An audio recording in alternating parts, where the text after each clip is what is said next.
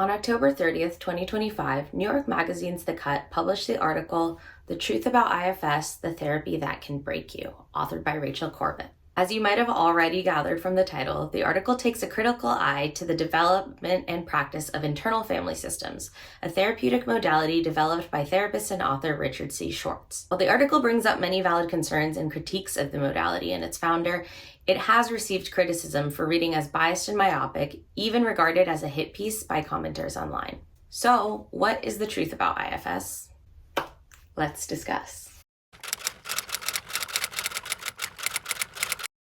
Hello, my good friends. Welcome back to Radio XMG. I'm your host. My name is Alex. I use they, them, or he, him pronouns. And whether this is your first time tuning in or you are coming back for more, I am just so grateful to have you here. First off, just to address the elephant in the room, I obviously did get my hair cut and I have a new lighting situation. So hopefully this looks way better than it did before, but you can definitely leave me feedback if you think it looks like shit. As the intro suggests, we will be talking about the recent investigative piece covering IFS from New York Magazine's The Cut.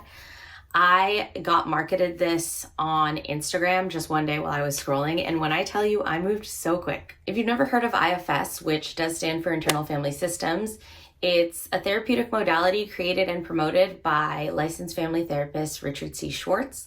Modality here means like technique or practice or method of treatment. We'll get into the specifics later, but big picture, IFS assumes that we all house our own system of parts which interact with each other in ways that influence our internal landscapes as well as our external behaviors. I'm obviously really interested in psychology, but IFS is of particular interest to me because I am actually doing IFS therapy right now. Obviously, the article has a very bombastic title. It's very eye-catching. It seemed like it would behoove me to read this article and take it into consideration. That being said, I'm not someone who really jumps into anything medical or therapeutic without deeply researching. So I came into this article already having read No Bad Parts before I started looking for an IFS therapist. And having that background and having experience working with an IFS therapist myself, the article did strike me as, to put it lightly, a little bit biased, somewhat myopic, or one-sided, especially because the article bases the bulk of its tangible examples of therapeutic harm due to IFS in the experiences of this group of young women who were treated at an IFS-based residential treatment center when they were minors. This treatment center was known as Castlewood Treatment Center at the time. We'll talk a bit more about Castlewood in a moment, and I'll get into what I'm about to say a little bit closer to the end of the video, but I am someone who was sent to a residential treatment center for minors when I was a teenager. And while I do believe the women presented in this article in their experiences of therapeutic harm in the forms that they say they experienced it, my own experience as a minor in residential treatment leaves me skeptical of any investigative piece that questions the individual elements employed at a single treatment center without questioning the premise of youth residential centers as a whole, which I do feel is what this article is leaving out. I did and do find it very questionable that the author of this article seems to wholesale accept that the toxic elements of Castlewood were largely due to some inherent flaw in IFS as a therapeutic modality, rather than investigating how it might actually be a salient aspect of the trauma mill that is the troubled teen industry, of which residential treatment centers are a large part. So point blank, a big question for me at the end of all this is, are Richard Schwartz and IFS the true sole villains of this story, or are we neglecting to blame a larger system which preys on struggling young people and their desperate families? Ultimately, the article did disappoint me in its failure to even present the question itself. And at the same time, I did feel like the article brought up some really important points and concerns, not just about IFS, but about sort of the therapeutic landscape of today in general. I am going to be basing what I'm saying mostly off of the article and then No Bad Parts, which is Richard C. Schwartz, aka Dick Schwartz's book that kind of lays out the philosophy of IFS. In general, I am just sort of going to be giving some synopses and then my perspective. And going off of that, I am not a licensed medical or therapeutic professional. I have never even taken a Psych 101 class.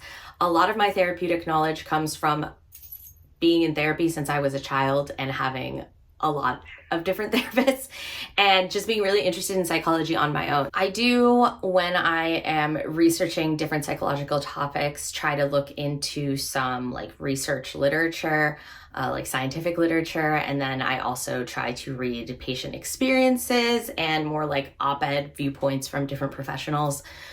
But with all of that under my belt, that still does not make me a licensed or trained clinician. So all of this is really going to be more from a patient's perspective.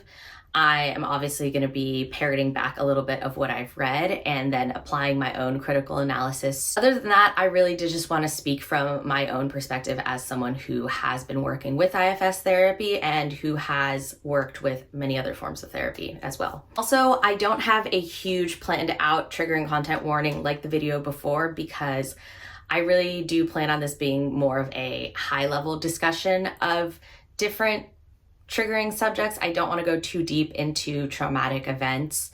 However, that being said, please heed the trigger warnings that I am listing now on the screen. Some of the big ones are childhood abuse, sexual abuse, medical abuse and malpractice, brainwashing, gaslighting, etc. Feel free to pause the video right now to read them, and please do what you have to do to take care of yourself. I'm also saying right off the bat that I have had a positive experience with IFS, and I will be speaking from that perspective. That being said, this will not be a defense of the creator of IFS, Dick Schwartz.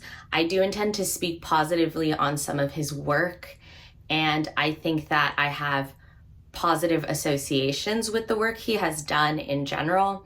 However, I don't know him personally or professionally, and therefore I cannot vouch for him as a person, and I won't. I think Dick Schwartz and speculation on who or how he is as a person is naturally going to factor into this video essay, and at the same time, it's not my main focus. Now, the following two parts are going to essentially be background on the article and IFS.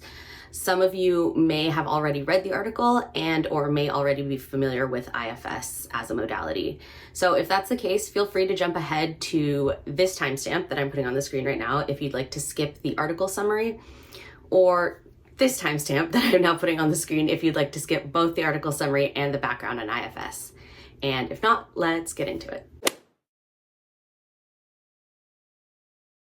Let's get into the article. So I'm just gonna summarize some of the main points for you. I would say it follows two main storylines.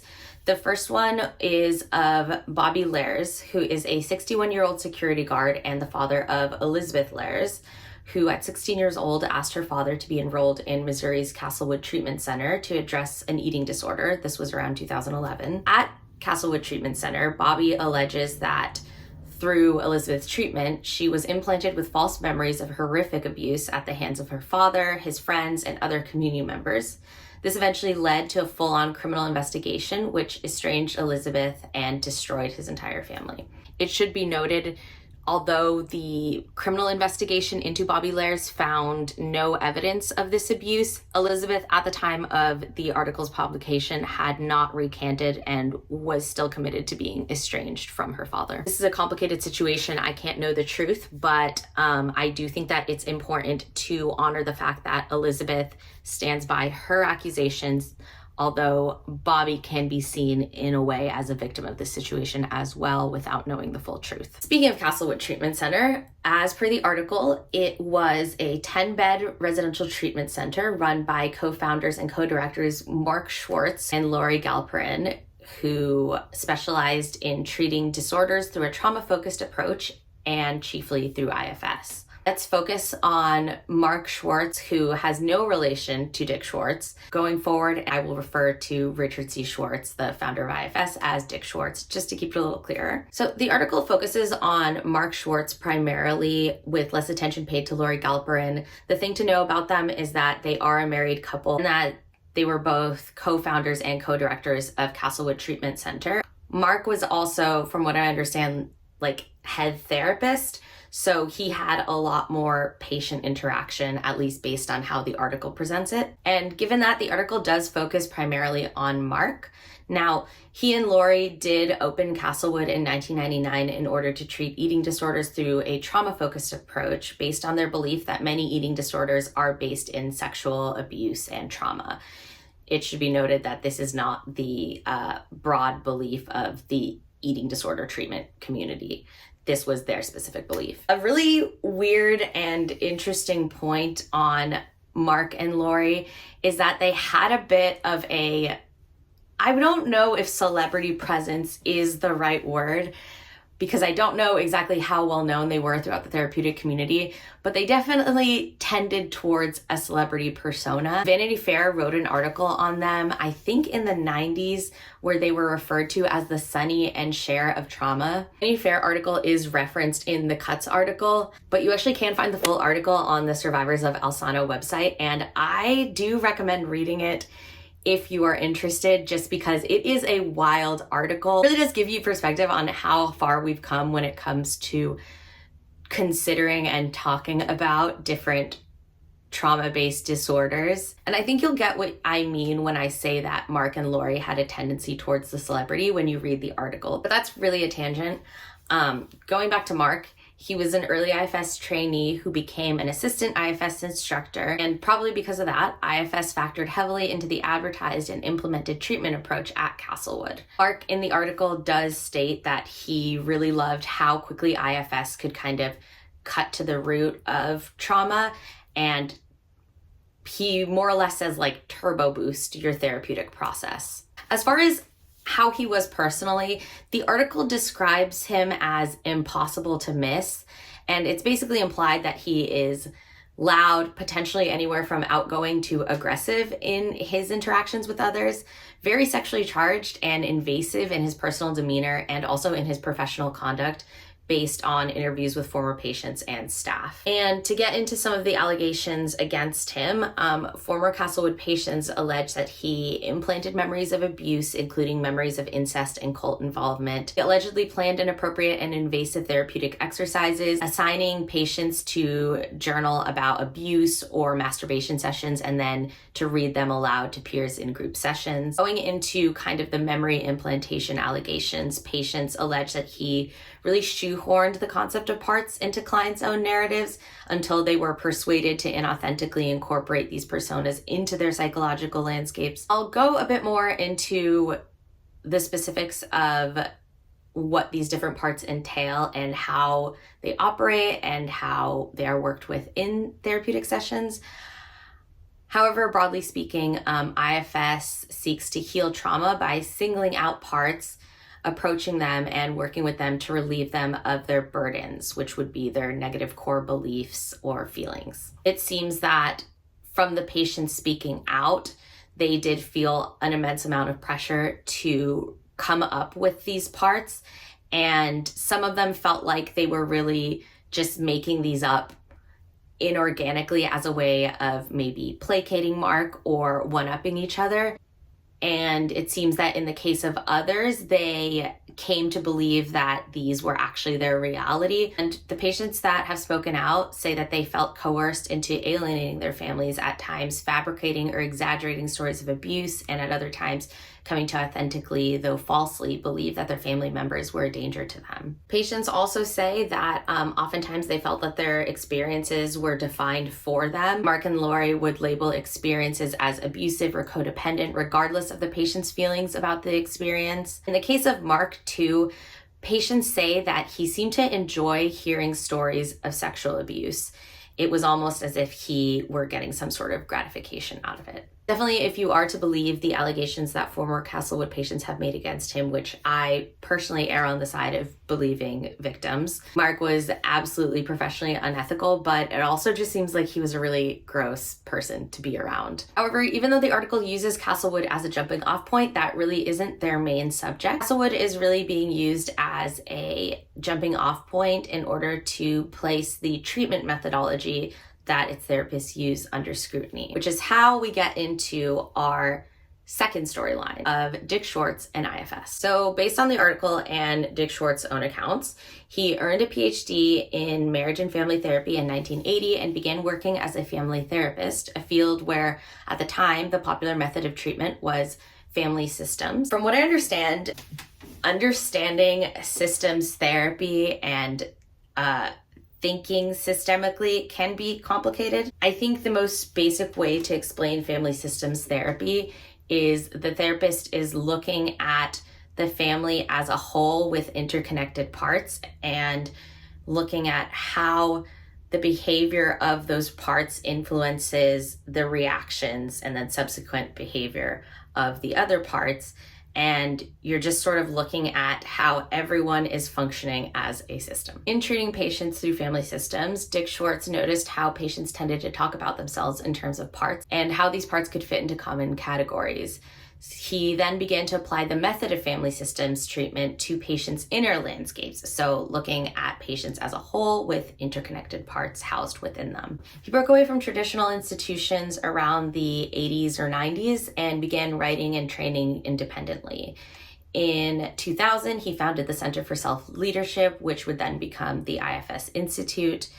And that's where he began training others in IFS, and where to this day he continues training others in IFS. The article does note that parts work is really part of the history, anyways, no pun intended, part of the legacy of therapy. It mentions Freud's ego, superego, and id. Jung's archetypes and shadow selves are also noted as an early form of parts work. And then Melanie Klein, object relations and splitting in unintegrated inner landscapes is also mentioned. Whether you consider these proto forms of parts work actual parts work, the article does not seem to find the legacy of parts work in therapy as a point in favor of IFS. And it takes a skeptical at best and damning at worst view of the potential of IFS. In what might be considered its main thesis, the article states, a growing number of psychiatrists and psychologists who, at the doctoral level, study the brain and mind, unlike counselors and family therapists,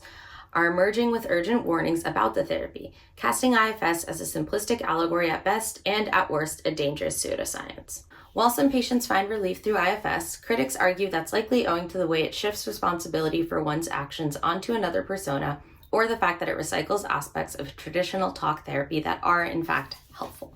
Another quote that could be considered its thesis comes later in the article, which it references former Castlewood research director Maria Frisch's conclusion that the issues at Castlewood weren't just the result of possible bad actors, but of IFS itself. Before we jump into the article's criticisms of IFS, I thought it might be a good idea to at least get a high-level understanding of what IFS is in Dick Schwartz's own words. What I did was I went back and reread No Bad Parts, which was the book that Dick Schwartz published in 2021, and it's kind of a self-help guide to the philosophy of IFS and the practice of IFS. And I want to keep this very high level because, especially for me, it's so easy to get into the nitty-gritty. I really just want everyone to have a basic understanding if that's something you're interested in. If not, you can jump to this timestamp where I will get back into the article and its criticism. But for those of you who are kind of like me and want to be able to draw your own conclusions, I wanted to equip you with at least the basic information pertaining to IFS in order to do that on your own. So kind of as a jumping off point, IFS differentiates itself from the concept of what Dick Schwartz calls the mono-mind belief system, or the traditional view that each individual can be seen as one unitary mind fighting against extreme irrational impulses, which are meant to be controlled or repressed in order for someone to be their most cohesive self. So in contrast, IFS considers the possibility that we are each all made up of multiple selves, each of which have distinct characteristics, wants, needs, feelings, etc. These multiple selves are what IFS refers to as parts. A really interesting metaphor that Dick Schwartz uses in No Bad Parts is the traditional idea of a person being an onion with layers to them. That's closer to like the mono-mind belief system. IFS would think of a person more as like a clove of garlic. So you've got a clove of garlic and then it's got like little cloves within it. Each of those little cloves makes up the like giant, bulb of garlic. IFS does have a concept of the self, but it more refers to this concept of a capital S self. So each time you see this written throughout No Bad Parts and sort of talked about in IFS, you will see the common understanding of self, which has a lowercase s and can kind of refer to just like a person or a person's sense of themselves, a colloquial way in which we would use self.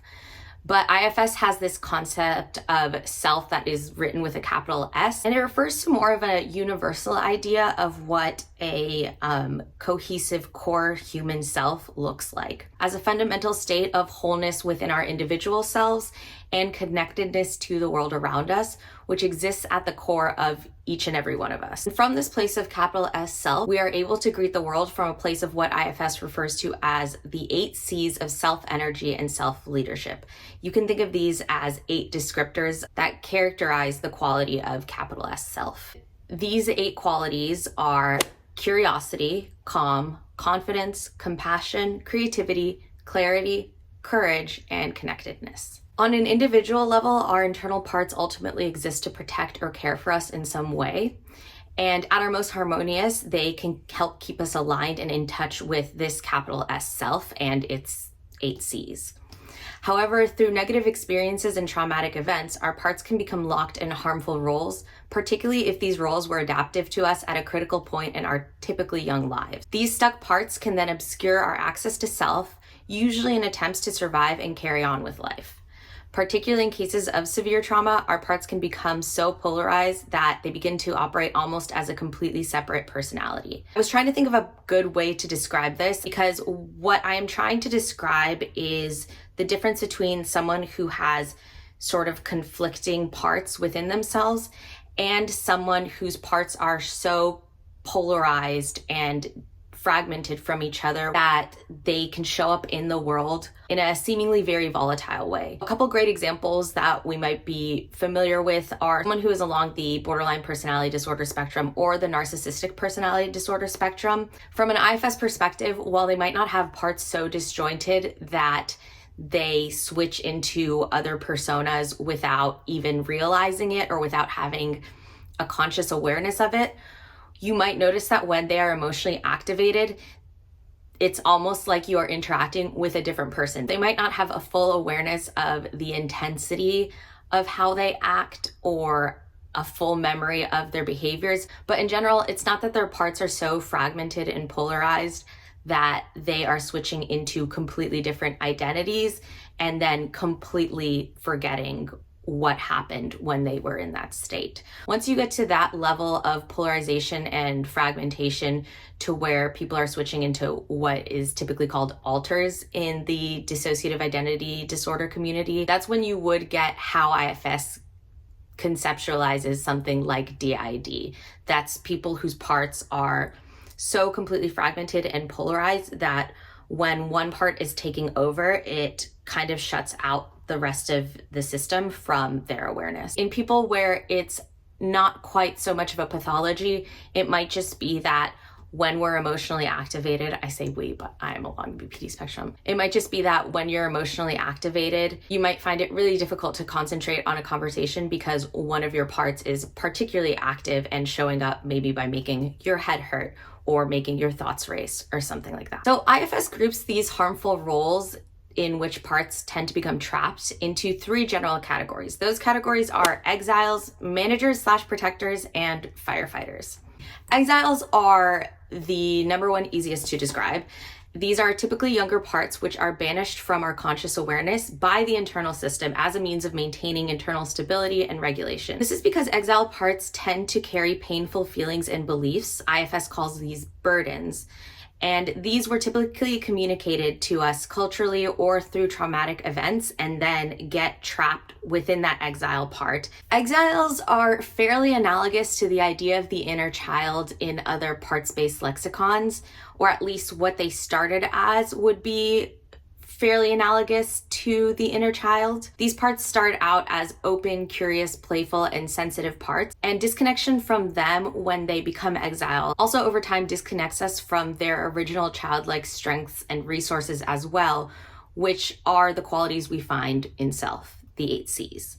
So I think the important thing to remember here is that while a person might be able to go through their whole life without unburdening exiles, they might find it much more difficult to have access to self and to the qualities of self because they are so disconnected from these parts that were naturally full of those qualities. Keeping our exiles locked away can give us a day-to-day stability that can help us get through the day, but it can also leave us feeling very cut off from maybe our sense of well-being, our sense of emotion, our sense of excitement or curiosity in the world. And so although these exiles do tend to wreak a lot of havoc whenever they do come into conscious awareness, it can behoove those of us who are trying to find more joy and internal well-being in our lives to bring these parts into our conscious awareness and try to get to know them and get to know what it is they need in order to become unburdened. Next category is manager/protector parts. And to me, this is the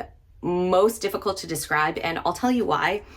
It's because I have noticed that the term manager and protector get used interchangeably and at times collapsed throughout IFS resources. So even Dick Schwartz, in my opinion, does this a bit in No Bad Parts, or it could just be that the way he writes it, I find it a little difficult to follow. But basically, there is a category of parts that I touched on a little bit in talking about exiles that exist to keep our exiles repressed or out of conscious awareness.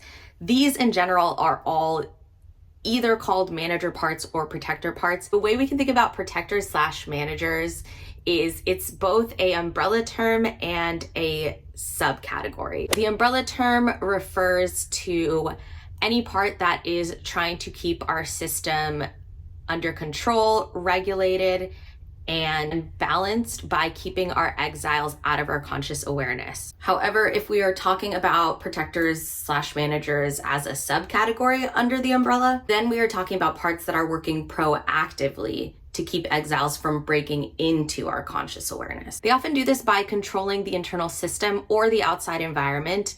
So for example, by controlling our behavior or the behavior of others so that we don't get triggered. And a good example of the manager/protector part that shows up a lot these days, just in common media, is the idea of the inner critic. I have no idea where inner critic comes from originally. I definitely did see it spoken about in schema therapy, which is another parts-based therapy. So it's possible it comes from there. It's possible it came from before.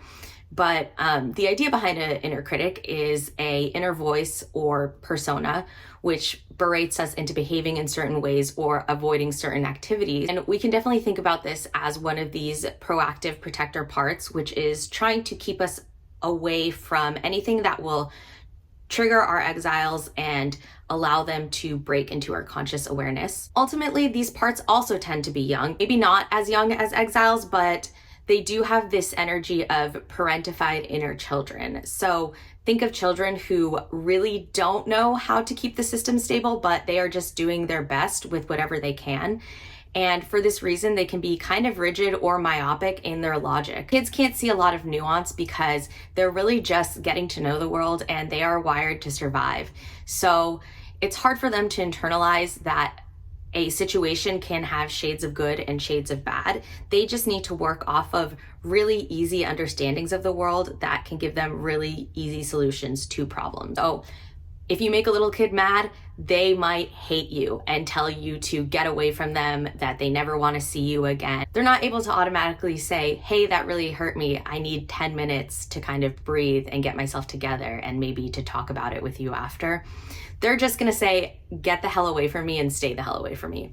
Probably not in that language. Our inner managers and protector parts are the same. They're kind of scrambling to keep our exiles from breaking through into conscious awareness, which can happen if we're triggered by uncontrollable variables. So they might make us isolate ourselves, or they might push other people really far away. They might berate us so that we don't try anything new.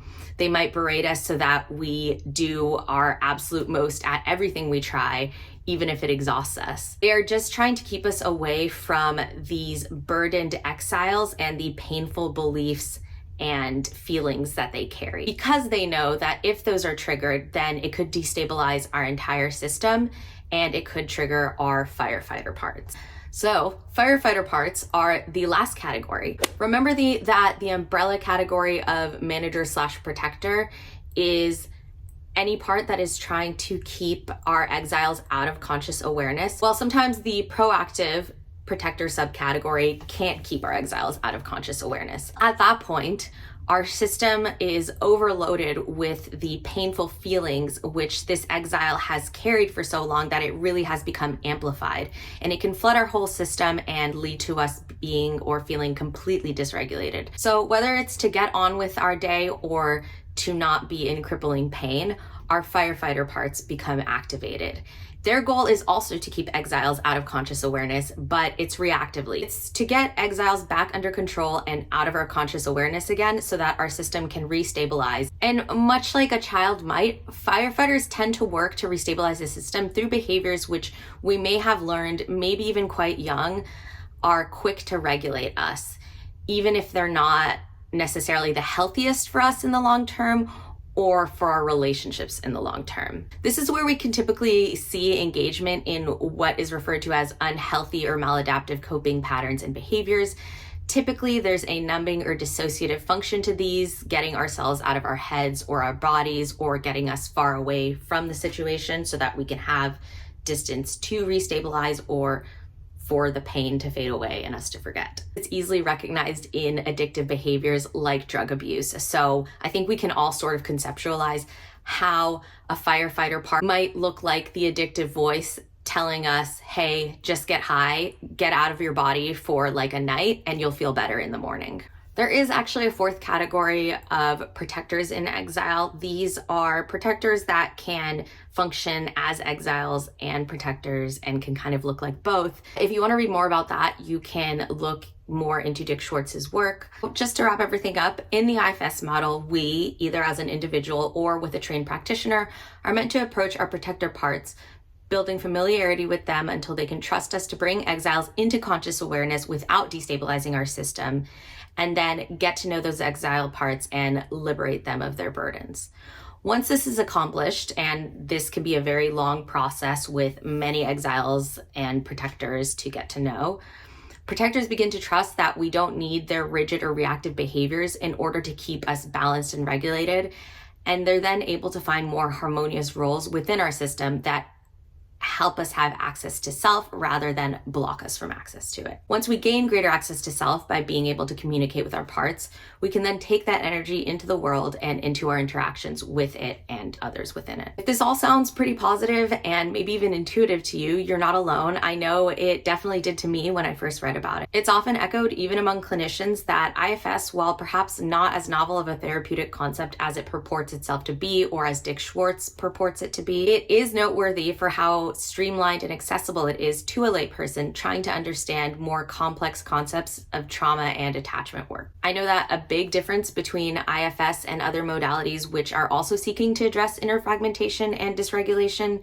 is that it assumes that we all inherently have access to self and its qualities, rather than needing someone to model it for us in order to begin building that infrastructure. And other modalities such as object relations or schema therapy can include much more dense psychoanalytic language or far more intricate concepts of inner systems and their stuck parts. All of these things can make other modalities, which include parts work, a little bit more inaccessible to the average person if they're trying to learn about it on their own, or even if they're trying to understand it while working with a clinician. Well, IFS really lowers the threshold of psychoeducation necessary in the alliance between patient and therapist, offering them an easily understood and intuitive shared language. It also works through a lens of self-empowerment, assuming that each individual has all the tools they need within them in order to become their own source of loving authority or stable attachment figure. And just as a note, I'm not saying that one modality is better than the other, but I would say that, at least to me, IFS does feel pretty novel in saying that we don't necessarily need someone else to model these qualities for us to internalize them. We have access to them. We just might need someone's help clearing the way to be able to fully experience them or embody them. However, someone who is definitely not convinced of its merits is the author of this article. So with a basic understanding of IFS out of the way, let's get into the criticisms of Dick Schwartz and IFS as per the article. The article takes a really hard look at Dick Schwartz and at his potential motivations for pioneering and proliferating IFS, emphasizing his desire for validation in his personal and professional life and inevitably implying that he is somewhat of a fame whore who, at least at this point, might be in it for the money. And if that sounds dramatic, let's get to the meat of the article. The thing I want to say too is I'm going to lay out all the allegations and then go back and respond to them. So just this part, we are going to hear what the article has to say. I'm going to try and just let those allegations stand on their own without me responding to them. I tried to really break down the main allegations this article has against Dick Schwartz's character, and I think I identified about like 4 or 5. It's all really well encompassed in the first description we get of him, which per the article is a stiff 76-year-old with a white goatee and black frame glasses. He explains his life's work with the dryness of a tax accountant itemizing deductions. I thought that was such a read the first time I read it. Like, I think that right off the bat, I felt that if they wanted to frame him in a more neutral way, they would not have compared him to an accountant.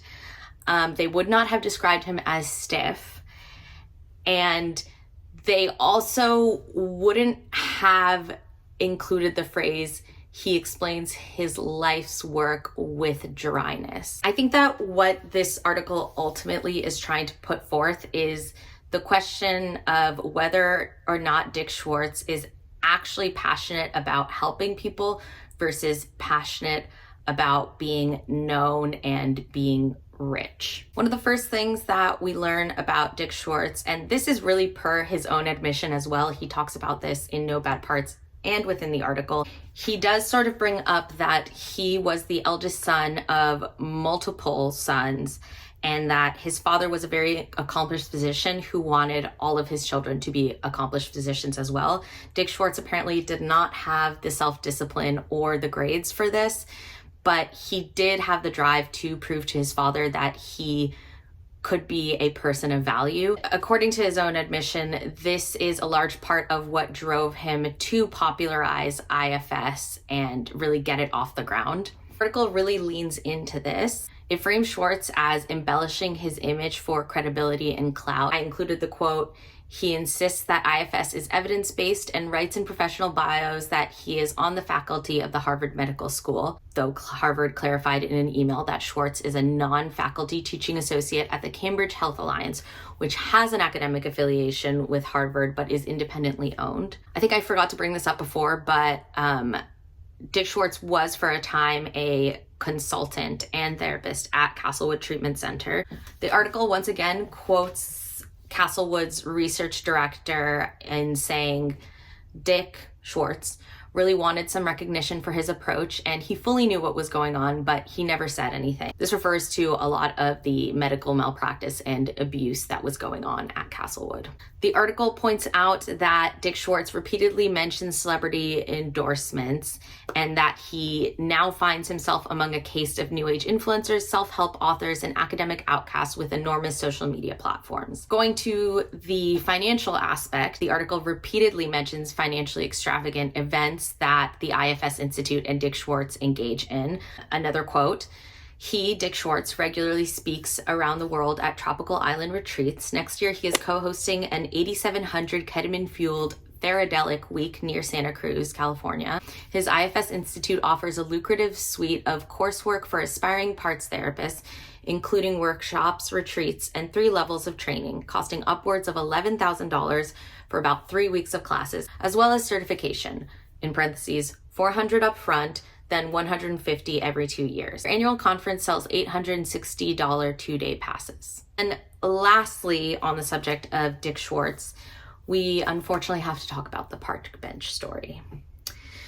So, to me, this was one of the worst parts of the article. It also really gagged everybody I told about this article, and once I tell you, you will understand why. This story comes from Bobby Lares, which we will remember is the father of Elizabeth Lares, one of the patients/victims of Castlewood, who is now estranged from his daughter. In 2013, Bobby reaches out to Dick Schwartz to discuss his daughter Elizabeth, and he says that Dick told him he, quote, always thought Castlewood was a little bit off and agreed to look into Elizabeth's file and see what he could do.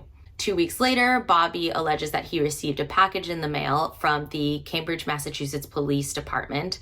I believe at this time, that's where Dick Schwartz was living. I don't know if he's still living there now. According to Bobby, this box he received contained Elizabeth's Castlewood file, which included all her abuse allegations, and it had a sticky note on it that said, "Found on a park bench." According to Bobby, he confronted Schwartz about it, and Schwartz apologized and said that he'd sat down to read the file while walking his dog and somehow forgot it. According to the article, Schwartz declined to comment when asked about the incident due to stated confidentiality concerns. So yeah, that is obviously an act of negligence on the part of Dick Schwartz, if that did occur, which again, I tend to believe victims, but I can't say for sure, right? If it's true, it is an egregious oversight on Dick Schwartz's part. It's definitely a HIPAA violation. I think in the article, it is presented to us as potential evidence for Dick Schwartz's callousness. I think it has us ask the question, if he's this negligent with something that was so important, how negligent is he in other areas? And maybe how much does he actually care about the well-being of patients? I will get to my own beliefs on that later, but I will say that this story really shook me, and it has to be the worst nightmare of so many different healthcare providers. And if it's not your nightmare as a healthcare provider, I do think that that's even weirder. But Dick Schwartz aside, the article is highly distrustful of IFS itself.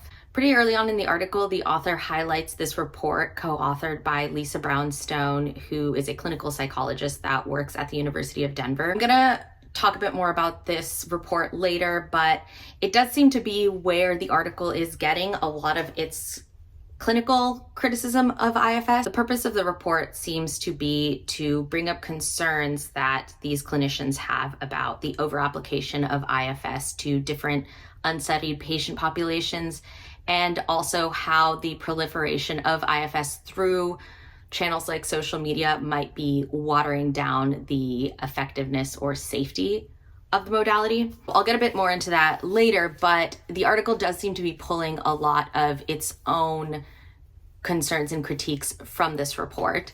And some of those are that highlighting multiplicity within the self can make reality testing more difficult for patients in already fragile mental states. So it singles out people with conditions like complex PTSD, disordered eating, psychosis, and BPD, with I think the idea being that these people who already struggle with reality testing and inner fragmentation could potentially find themselves more fragmented or with a diminished ability to discern reality from their own distortions by focusing so much on this system of fragmentation. Specifically in the case of eating disorders, the article asserts that starting with IFS and a more trauma-focused approach contradicts the standard APA recognized practice of stabilization through family-based therapy, nutritional interventions, and diet-focused sessions. The article also highlights that IFS has not met the minimum standard of evidence-based therapies guide from the Academy for Eating Disorders. In general, the big concern is that jumping straight to deep trauma work could be super destabilizing for patients whose primary concern early on in their healing journey should be stabilization. The other great concern that is brought up in the article in more ways than one, I think, due to the Castlewood story, is IFS's potential relationship to this phenomenon of recovering repressed memories, which is a therapeutic practice that has very much fallen out of favor for good reason. According to the article and Schwartz's own estimation, IFS began to gain popularity in 2015 with the release of Inside Out, which I thought was hilarious. I have not seen Inside Out, but based on what I know of it, that does make sense. I just think it's crazy to me that people watch that and we're like, wait, cook. The article then goes on to conflate IFS with other 90s era trauma therapies that are being increasingly accepted into the mainstream. It goes on to list EMDR, somatic experiencing, and the whole repressed memory stuff. And in there, they are quoting the clinical training director at Harvard Psychology Department, who, according to the article, has debunked those theories, meaning EMDR, somatic experiencing, and the whole repressed memory stuff. The article then equates Schwartz to Bessel van der Kolk, who a lot of you will know from The Body Keeps the Score. He authored that and also has purportedly done a lot of research into trauma and its impact on the body and mind. The article notes that van der Kolk was also pushed out of Harvard in the 90s, only to come to popularity again in 2014 with the release of his book. Some other mentioned names are Gabor Mate and Thomas Hubel. Thomas Hubel. Okay, I got it right. Seeming to supplement this association between IFS and the recovered memory thing, the article says, in 2014, a study found that nearly 81% of IFS therapists believe traumatic memories are often repressed, compared to just 19% of research psychologists. I think the implication here being that IFS therapists are perhaps more likely to be looking for repressed memories or believe patients when they come forward with supposedly repressed memories. And the article then raises the concern that in a critical moment when vulnerable patients need their support systems more than ever, IFS and its practitioners may cause these patients to distance themselves from or even cut off loved ones, potentially then elevating IFS authority figures to infallible savior status. This is a very important jumping off point for the article, in which to introduce this brief idea that this is a common practice in the world of cults. I think that it's very important that it frames it in this way, because it goes on to highlight that Schwartz is now purporting that parts are actually spirits that can enter from the outside, and that he personally was picked to bring this model, the IFS model, to the world. I think that we can see in that the article is suggesting that perhaps there's something culty going on with IFS. Hopefully all of that helps establish the issues that the article takes with Dick Schwartz and IFS. I tried to give a good high-level overview of all the different claims, allegations, and concerns. So now I think what we can do is jump into my own analysis. This is the part where I really am just going to be speaking from my own viewpoint and opinion. So if you disagree with me, feel free to leave feedback in the comments. I would be very interested to hear anybody else's experiences with IFS or with Dick Schwartz. First, let's take a look at what the article has to say about Dick Schwartz's character. We've got three big potential claims here: that Dick Schwartz is money hungry, that he's in it for the fame or the clout, and that he is potentially on the path to becoming a cult leader. I want to reiterate that a lot of what I'm about to say is speculation. I can't know what's in Dick Schwartz's heart. The article cannot know. Even people who've come into contact with him can't necessarily know. But I do think that these are valid concerns that we should have of people who are leading movements, whether those be therapeutic, spiritual, political, etc. There's that saying that power corrupts, and absolute power corrupts absolutely. Even if a leader starts with humble and pure and compassionate intentions, we actually don't know how they might end up along the journey. I don't really have an issue with the article taking a hard look at Dick Schwartz and what his potential motivations might be. I also just think that it's possible they are reading him in poor faith. So let's get into that. First big insinuation that I think we see in the article is that Dick Schwartz is a money-hungry person who is using IFS kind of as this big scam to bring in money for his own personal gain. This one was interesting to me because, yeah, I mean, the financial evidence is pretty damning, right? When they go and they list off all of the exorbitant costs of IFS training and even these special retreats that they seem to put on, I do think that that looks really bad. And me personally, that does sound like a lot of money to me. Now, I'm not particularly financially intelligent. Math and numbers are my weakest point. I think you could even tell in this video that I was struggling to correctly relay the financial information because numbers are just really hard for me and my brain. So maybe if I were a little better in those areas, I could dig deep into IFS's financials and take a look at what the potential overhead of proliferating a therapeutic method might be if it includes things like training, accreditation, and all of these other factors that I'm not even super aware of. Maybe I could definitively then say whether or not the cost of IFS training and the entire IFS operation is justified, or if it's really hiking up its prices in order to make the maximum gain for its leaders, like Dick Schwartz. I think what we're balancing here is how much money do you need to succeed and to promote something that might be really beneficial to others, whether that includes like marketing or training facilities, being able to pay your staff and your facilitators, that kind of thing. And how much do we think someone who is supposedly in it just for the purposes of goodwill should be making without it being considered greedy or exploitative? So maybe one point of critique for the article that I have is that it could have done a better job of giving us points for comparison when it comes to how expensive these sorts of endeavors are in general. Like, how does IFS compare to other modalities? Otherwise, I just feel like I'm listening to these numbers and taking the article's word for it that they are exorbitant.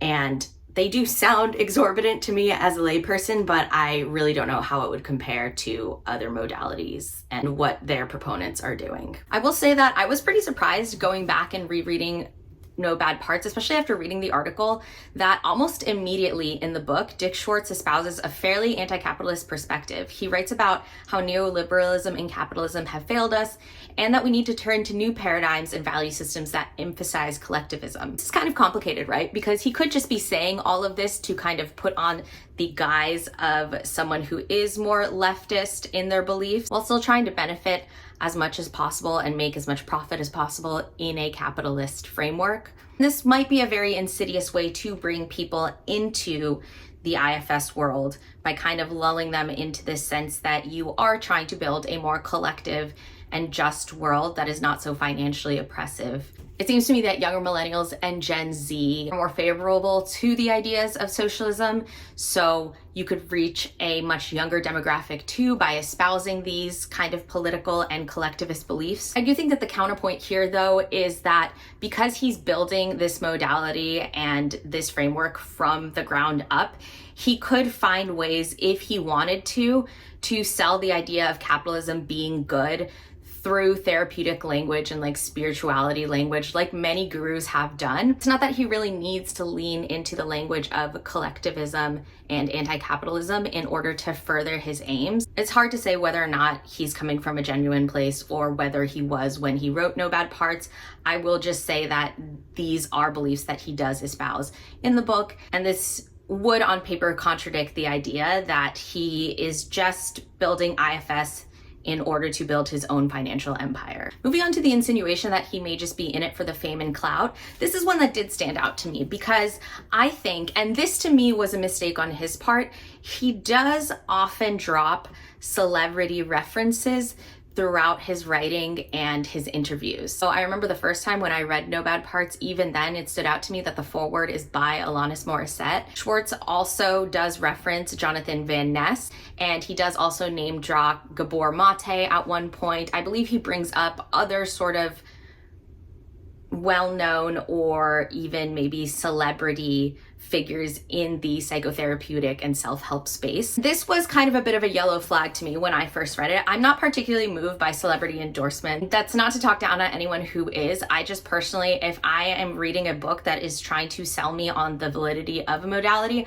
I would rather hear from people in the field. I think that patient perspectives matter, but I think that when you are citing celebrities and other famous people, to me, it feels a little less credible because those worlds are a world where people tend to rub elbows and hype each other up as part of this sort of ego deal. So I find those opinions to be sometimes more biased, less objective, or at the very least, you might argue that those people are getting top of the line care because practitioners may know that later on they will be giving their own opinions or reviews. They could be very beneficial to a movement. It's also worth mentioning again that Dick Schwartz does say from his own account that he was at first motivated to make IFS such a big phenomenon because he was trying to, in a way, soothe an ego wound he had from his father. I think that we can at least partially say that maybe Dick Schwartz has a part of him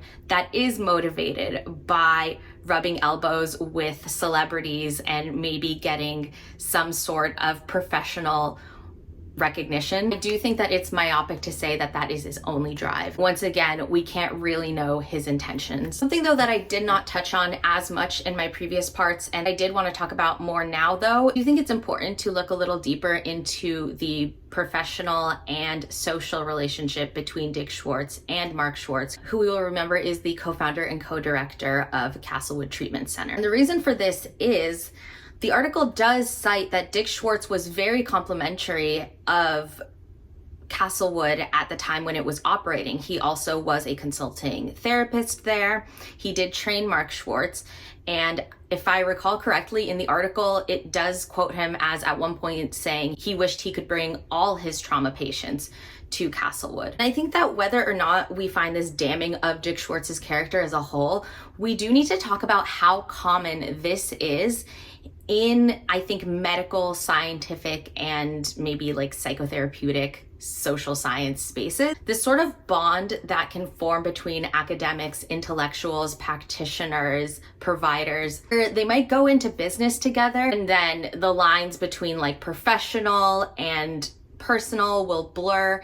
And sometimes you have this phenomenon where people are remaining friends with and professionally supporting and advocating for people who may not be the best people professionally or relationally. I don't know how else to put this because this comes from actually so much of my own experience. I grew up as the child of two scientists, and I've moved in these very like intellectual, scientific and academic circles, and you do see a lot of patting each other on the back, hyping each other up, singing each other's praises, especially when you are in front of people that you're trying to sell a concept to. I think that there is sort of a level of ego that goes into this where it's sort of like I scratch your back, you scratch mine. We both uphold each other when we're at the top. And I think it does get into this really messy area where sometimes accomplished professionals in these spaces may end up supporting each other because they are basically co-promoting an idea, or at least each other's ideas, or because they feel like they worry that criticism of one person is a slippery slope and that they have to protect the profession, or just because flattery speaks to them and they want to return it in kind. I think there's a lot of reasons that I've seen people in these professional spaces overlook the unsavory qualities of other people or persons in these professional spaces because of their supposed value or merit to the profession. And I think we recognize this actually and talk about this happening a lot in the tech and entertainment spaces. This whole "the emperor has no clothes" phenomenon, actually I've definitely heard about it talked about in like the financial sector as well. But it's less talked about how it can show up in our medical and scientific communities. And I know our scientific communities are really, and our medical communities honestly are really under attack right now. So it feels wrong to criticize them. But I do think that this is an important point to be talking about at the same time because it can lead to things like patient harm. And even if his relationship with Mark Schwartz doesn't make Dick Schwartz an unethical person, even if he really broke away from Mark Schwartz as soon as he found out about the allegations against Castlewood or against Mark and Lori, do you think it's very possible that Dick Schwartz may have heard some of the rumors about Mark or about Castlewood and chosen to look the other way if he was so focused on promoting IFS as a concept and also knew that he and Mark were tied in professional ways that would harm him if Mark or Castlewood were harmed? Just to get into the facts of that, the article does go a little bit into what happened to Castlewood after it was sold and became Alsana RTC, with the Missouri location now closed. Alsana, it seems, has sister clinics in California and Alabama, which have had similar allegations and faced their own malpractice lawsuits. Mark Schwartz and Lori Galperin now co-direct Harmony Place Monterey, which does not explicitly focus on IFS, but it includes in its treatment approaches IFS if you look deep enough into the curriculum. According to the article, Dick Schwartz worked with Harmony Place as recently as 2019, and Mark claims that he and Dick see each other occasionally, although Dick says that he and Mark have not been in touch, quote, for many years. Mark testified that they never disagreed on Castlewood's care, and Dick, when interviewed, said that he could go as far as to say that Mark was misusing IFS. So we have two narratives here, and it's hard to say which one is the truth, although I do believe that Dick Schwartz did work with Harmony Place as recently as 2019. Hi, editing Alex here. Okay, so yes, I was correct. If you go ahead and look at the screenshot that I took from the Survivors of Alsano website, it does look like there is some mixed information coming from Dick Schwartz. It does seem like as recently as 2017, he did some sort of workshop with Harmony Place, and there's a video posted to YouTube that is dated as 2019, but I think based on the context of the video, it could actually be footage from the 2017 workshop. So either way, we could say that we have evidence that as recently as anywhere from 2017 to 2019, Dick Schwartz was still working with Mark and Lori. Now, that doesn't really refute Dick's quote that he hasn't spoken to them for many years. It has technically been many years since 2019 even. And if we do think about it, also No Bad Parts was written during the pandemic. So I don't know, maybe he had some sort of learning experience during the pandemic. Now, all that being said, 2017 to 2019 is quite a bit after the Castlewood allegations had been made and also after Castlewood shut down. So you would think that if Dick Schwartz had a response to this and were to distance himself from Mark and Lori, this would have been quite a bit before this. Especially if we are to believe Bobby Lares' story, in which he quotes Dick Schwartz as saying that he always thought there was something strange going on at Castlewood. That, according to Bobby Lares, would have taken place in 2013. So kind of a huge discrepancy there. This sort of back and forth, this to me does reek of someone who is trying to protect their image and who, in the moment, if it benefits them and their professional aims, might really hype up a person or a institution that later they might dissociate themselves from because it no longer works in their favor. Ultimately, like I was saying, it could be a little of both. It could be a little bit of ego and a little bit of goodwill that drives Dick Schwartz in his pursuit of expanding IFS and reaching as many people as possible. It's hard to know from an outsider's perspective. But getting back to the article's allegations and insinuations, I think that the most concerning and also the most critical to consider is this idea that Dick Schwartz is potentially on the way to becoming a cult leader. The article doesn't have anything super explicit to say on this. It really is just insinuations. I do think that if you combine this sort of insinuation that he is motivated by money and professional prestige, and you combine that with these newer claims that he is now saying that he was set to deliver a message and then parts are spirits, once you bring in this spirituality element, I do think that it starts to look a little sus. I do think that you might get the idea that he has some sort of messiah complex. To me, it did raise yellow/red flags. I will say I did watch the video that they source in which he is talking about how parts are spirits and about how he was sent to deliver a message. I'll link it down below. But basically what I would say that is, if you watch it in context, it sounds a lot less prescriptive. It sounds less like he's saying, I have a message to deliver to the people. I'm the Messiah. This is what I believe and what I believe you should believe. And it more sounds like he is saying, this is where I've come to it in my own journey and my own understanding, but you're free to interpret it the way that fits for you. And I will say that this is consistent with how he talks in No Bad Parts. Right off the bat, he calls parts sacred spiritual beings, which is more or less what he's saying in the video, I think, if you watch it.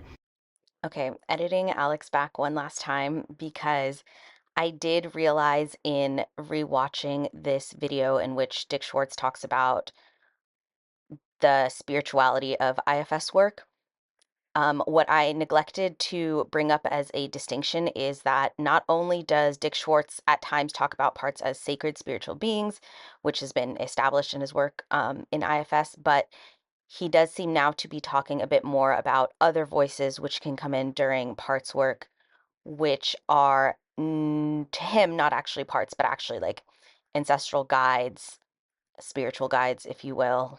And I do think that this is now delving more into a spiritual realm rather than a psychotherapeutic realm, you might say. I think everybody is going to have their own personal tolerance with this. I myself am pagan, so I do sort of operate in more of this woo spiritual world in my personal spiritual life. That being said, my big red flag would be for if a clinician or founder or leader were speaking about this in a very prescriptive way, which I think everything I say in this part of the video still stands when it comes to him holding this as a personal belief for himself, but not necessarily having it be prescriptive to everyone. He even says in this interview that this is not a requirement for IFS patients and practitioners to believe in order to do the work. So to me, that's sort of the distinctive factor. He also says that to him, IFS is not just a psychotherapeutic modality, but also a spiritual practice. And when he goes deeper into that, what he really means is that it is a way of experiencing and interacting with the world. If you want the direct quote, it is, at its core, IFS is a loving way of relating internally to your parts and externally to the people in your life. So in that sense, IFS is a life practice as well. He ties it into our greater relating with society, our systems of power, and how we structure our community. Kind of what I was talking about when I said that he espouses this sort of view away from capitalism and towards collectivism. I think you can see how his ideas about self and kind of like a collective human internal experience or consciousness kind of feed into this. This is language that has, I think, before been co-opted for cults and by cult leaders. So I think it's something to have an awareness about. It's something to keep on your radar, especially if you're going into IFS, especially if you're going into it really excited about it and wanting to learn everything you can and really jumping in the deep end. To me, it's very important that whenever you are joining a movement, or at least trying to align yourself with it and its ideals, always keep in mind that these leaders at the head of the movements are human and that they can ultimately be corrupted or have their own corrupted values they're working off of. To me, it really is less about whether or not I can objectively say that Dick Schwartz is on the way to being a cult leader. To me, it's more important to say, hey, whether or not we know if he is, just be careful, be critical. Whenever you are becoming interested in any new movement, whether it be a big spirituality or a small psychotherapeutic modality, just keep in mind that humans are human. They are not all knowing. They are not all powerful. And always be questioning the narrative that they sell you. So if Dick Schwartz says that parts are sacred spiritual beings, what I would say is, I don't think there's anything wrong with that belief if that's the belief he has for himself. But how does that belief feel to you? Does that feel true for you? If you feel like you have parts, does that feel true for your parts? And if it doesn't, that's okay. Be vocal about that. If you have a therapist that works with parts, tell them, hey, just so you know, I think the parts work is really helpful. I don't like to think about it through a spiritual lens. I don't know that much about cult deprogramming and the psychology of people who become involved in cults, but I do think that a really important way of keeping your own sense of self is just to always be questioning what you're being told and what you're being sold. I think it is a great exercise for those of us who are interested in IFS and working with it to ask ourselves these questions and to constantly be checking in with ourselves if things feel like they're going well for us and if this modality is working for us. Pivoting away from Dick Schwartz and his character, let's talk about the article's claims against IFS itself. The first one I really want to dig into is this idea that IFS is analogous to memory regression therapy and other pseudoscientific therapeutic concepts. In my opinion, and I think I have a pretty balanced opinion for all of these, although you can correct me if I'm wrong, I do think it's fair to highlight a link here. And I think you'll see that pattern in this video. I do think that even if I disagree with what the article is insinuating based on what we know, or based on my own experience, I do think it's really fair for the article to at least bring up these concerns. So with that being said, I do think it's fair to point out some yellow flags in the body of research that IFS has behind it.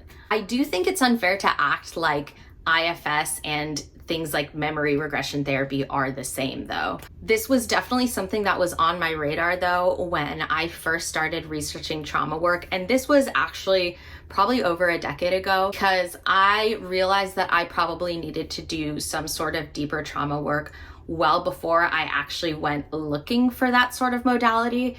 And one of the first things that popped up when I was looking into this is to be very wary of any kind of memory regression therapy, because it has been shown to be able to implant false memories in patients, even without the therapist actively trying to. It just can kind of lead there, I guess. While IFS does seek to identify and work through painful emotions and beliefs rooted in past experiences, it's not explicitly demanding that these be linked to memories of abuse or trauma.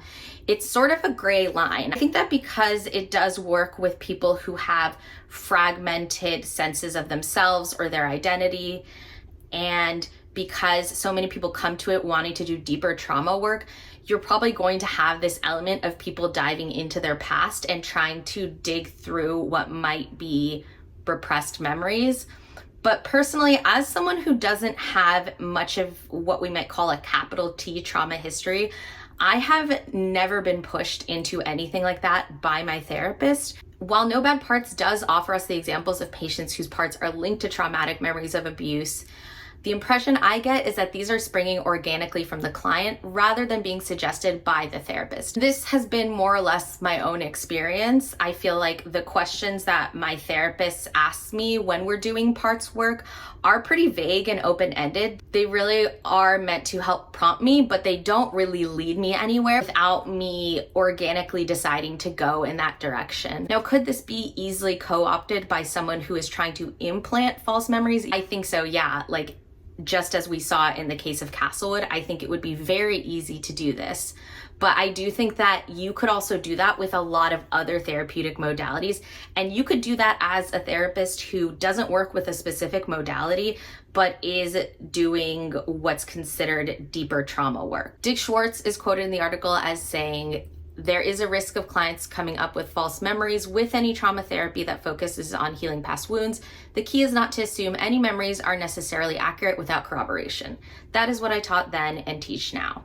That's by his own account. Obviously, I am not too sure about that. If you have done IFS training, please come forward and let me know what you've been trained on that. But again, in my own experience with IFS, I would say that there is really less of a goal to unearth repressed memories and more of a curiosity about anything that organically comes up. Lastly here, I wanted to address the snake oil allegations that are really scattershot across the realm of non-CBT therapy. I don't really know how else to put this, but I thought it was really crazy lumping in IFS, EMDR, memory regression, somatic experiencing, and all of Bessel van der Kolk's trauma work as well. I am admittedly not super well versed on all of these modalities, but for example, EMDR is a modality that is shown to do really great work, even with people who don't believe in those types of therapies.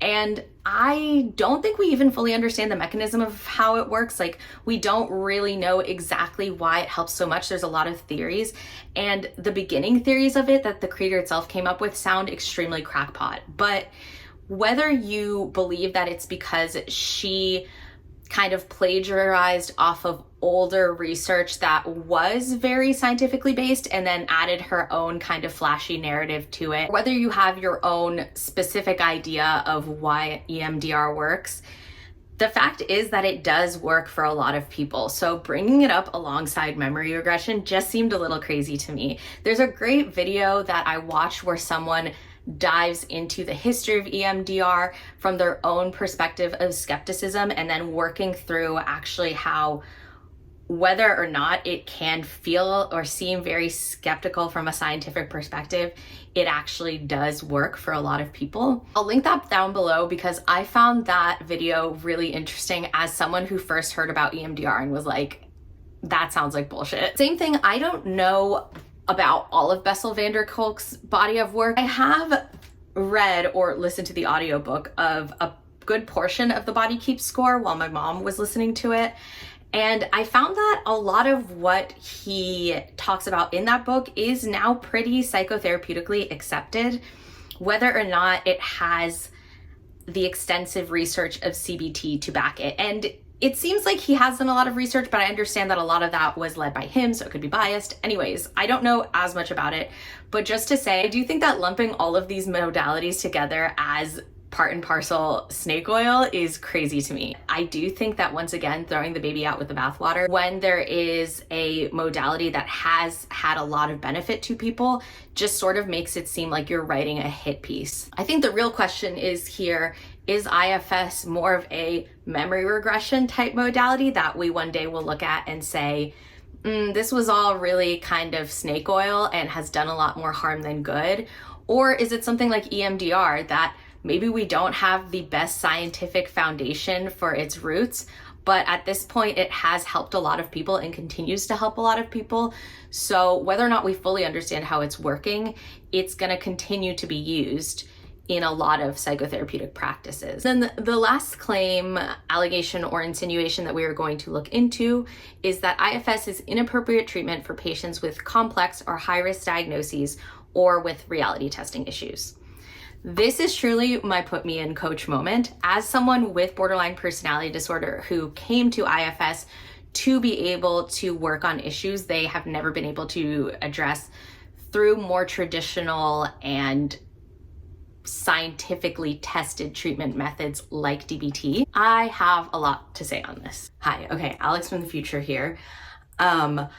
I realized while editing this video that many times I use the acronym DBT and I just start talking about it as if I at any point explained what it is, and I didn't. So I am going to reference a type of therapy called dialectical behavioral therapy, in short DBT. This is a way broader topic, but just know that this is a type of therapy that was invented by a borderline person and also a clinician, so a borderline clinician, to treat borderline personality disorder specifically. DBT therapists are also specifically trained to work with borderline patients. Usually, if you are borderline, this is one of the first care paths that is recommended to you. It has different modules that are meant to teach you skills for emotional regulation, mindfulness, distress tolerance, other things that people with borderline really struggle with and might actually need to be in a classroom and learn tools for. It focuses a lot less on what we might think of as like deeper trauma work, or definitely more like psychoanalytic processes. It really focuses more on how changing your behaviors and thought patterns can then help influence your life for the better. It is considered like the gold standard of BPD treatment, much in the same way that cognitive behavioral therapy, CBT, is considered like the gold standard of therapy. First of all, I do want to just acknowledge that yes, deep trauma work can be really destabilizing. It can open people up to harm and suggestion. So these are all super valid concerns, and I personally wouldn't just suggest IFS right off the bat for someone who, say, needs to, for the very first time, start working on recovering from an eating disorder or a substance addiction, or from something like borderline personality disorder. As much as I think that DBT in the long run was not the right fit for me in order to address all of my issues, I do think that the kind of stabilizing tools it gave me really set me up to be able to finally work on deeper trauma issues in a different modality. And I will say that I don't love that Schwartz doesn't specify that this necessarily should be the case, which is perhaps part of the issue. The article doesn't phrase it like this. The article really seems to take a position that IFS is not the right type of work for people with a condition like mine. However, I would just say that my main concern is that it shouldn't be the first jumping off point. If we want to get into what Dick Schwartz has to say on it though, I would say that in No Bad Parts, he is critical of therapeutic approaches which address harmful behaviors through abstinence or imposition of outside will. If we're being charitable, we could read what he says as being critical of approaches that focus on abstinence or imposition of outside will without ever considering addressing the underlying causes. And I would agree that was my main issue with DBT. But I do also think that his words could reasonably be misinterpreted as dismissing approaches which take a more restrictive or pathologizing approach to the treatment, such as traditional addiction recovery models, for example. I don't know so much about addiction recovery models. I know that a lot of 12-step models kind of go off an abstinence-based model where, you know, you have one day of sobriety and you are just trying to add on to that. And I do agree that sometimes that can feel really frustrating for the patient, especially if those behaviors feel like they were helping you meet a need or they were coming from somewhere deeper than just a self-destructive urge, which probably they often are. What I like about IFS is it does allow you to have a more open dialogue with those parts of yourself, which in my experience can be very soothing and help me find ways to meet those needs that are not as prescriptive. And at the same time, when you're at the beginning of a recovery journey, I think that having that open dialogue can just make it harder to recover. It's possible that a lot of us just need to reach a baseline of abstinence before we can lean into understanding those parts a little better. So I would say that if it is that Dick Schwartz believes that you can just jump into an IFS model without any background stabilization, I would lean towards disagreeing with that, although of course everyone is different and there might be someone who that could work for. However, I also do understand his concerns with abstinence-only models, and I do think at times they can promote a culture of shame and guilt that doesn't really help people stay sober or abstinent in the long run. To me, stabilization has always felt like a band-aid, but it's never really treated the wound. And I think Dick Schwartz is saying we need to be able to take off the band-aid so that we can help treat the wound. I really agree with that perspective, but I understand why someone might say, hey, first we need to stop the bleeding with that band-aid. But getting more into this idea that IFS would be inappropriate for patients who are fragmented or have polarized identities is very interesting to me, because as someone with one of those more complex conditions, I'm really looking at this concern that IFS itself has the power to split and polarize the self in a way that will ultimately be damaging to the patient. What I can tell you is that as a person with BPD, I came to parts work as someone already fragmented and polarized, and definitely delving into that fragmentation and giving it a voice and letting it speak and express can be activating and to that end destabilizing. But not going into the deeper work didn't avoid the destabilization. It just sort of allowed it to build and build and build like a pressure cooker until it would like explode when I least wanted or expected it. Parts work has actually allowed me to access and address what was causing recurrent misery and destabilization in a way that is promoting, I would say, a greater sense of cohesiveness and self-understanding. And I will say that there is sort of a greater sense of wellness now that I'm able to get to know these polarized parts or sides of myself and have an open dialogue with them. And at least to me personally, it kind of feels insulting for someone to say like, we shouldn't address that or give that a voice because it's just going to make it worse. I mean, I'm probably just being hypersensitive, but it did sort of feel very condescending for someone who has not lived with a condition like borderline or DID to just sort of wholesale say that giving voice to all of these fragmented parts inside of ourselves is inherently bad because we're making those parts stronger or something. I think that the question of reality testing is probably a good one, probably a great concern.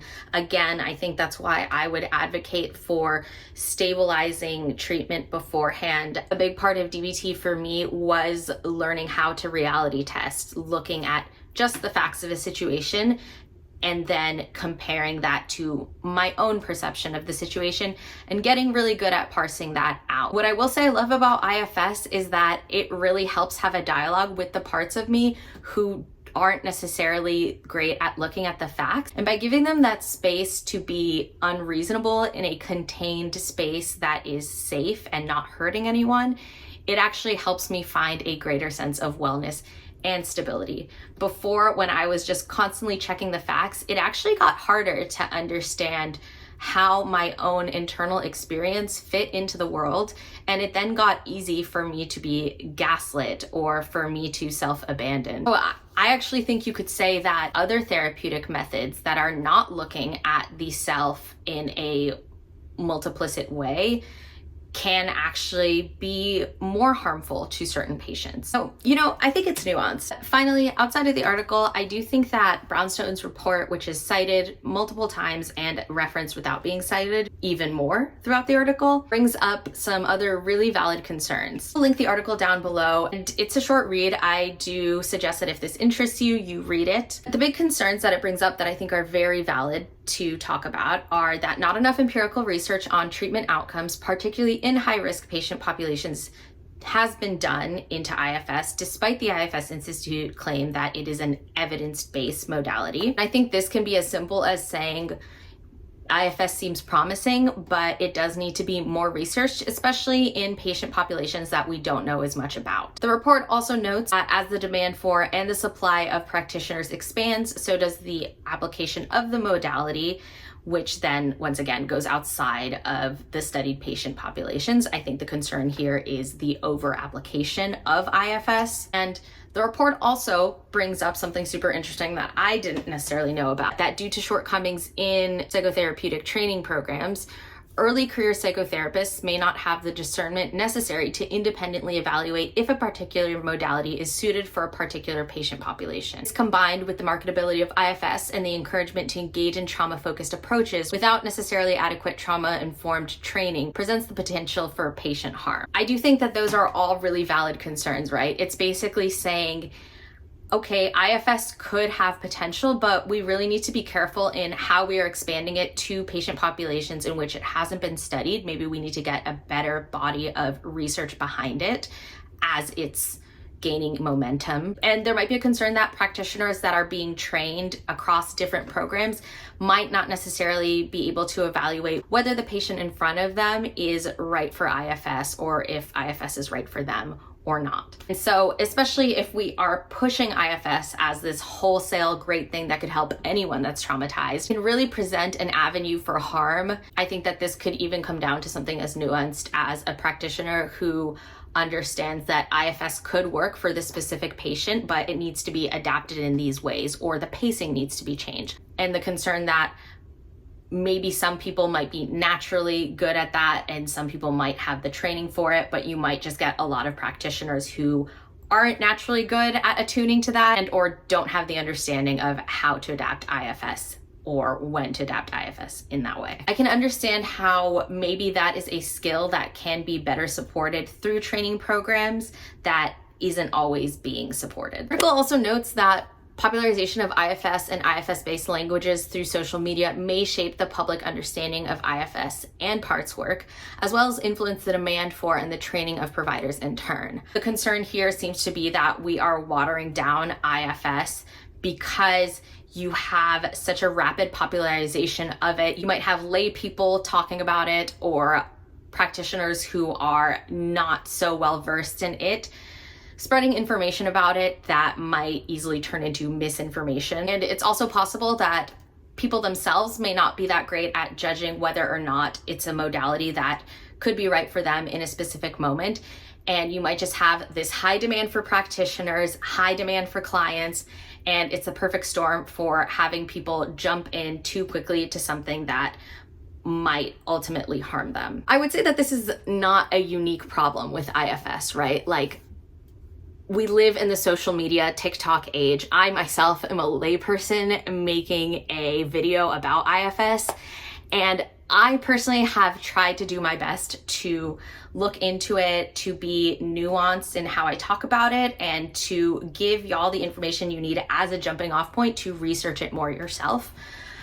But I do understand that a lot of people are not going to do that, and a lot of people just believe what they hear without looking into it more. So I do think that this is a greater concern for the psychotherapeutic community. I think the bigger concern here is how is social media proliferating psychotherapeutic ideas, and how can we make that a safer space for lay people and potential patients? I obviously don't have the answer to that, but I also don't think it is a uniquely damning concern for IFS. So if the final question is, where does this leave us? I think that I kind of already answered that, but it doesn't really leave us in a specific place, at least not for me. I don't have a singular take on whether or not IFS is bad or whether or not Dick Schwartz is bad. Well, I think it's an important question to ask.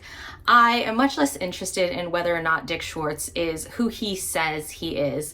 And I'm much more interested in the question of, now that IFS is out in the world and we have many people who are interested in it and who are practicing it, is the modality itself in the hands of the people going to be a net positive? I think the time will definitely tell. And I will say that it does concern me if Dick Schwartz's model is at this point solely based on scaling and not really focused on quality control.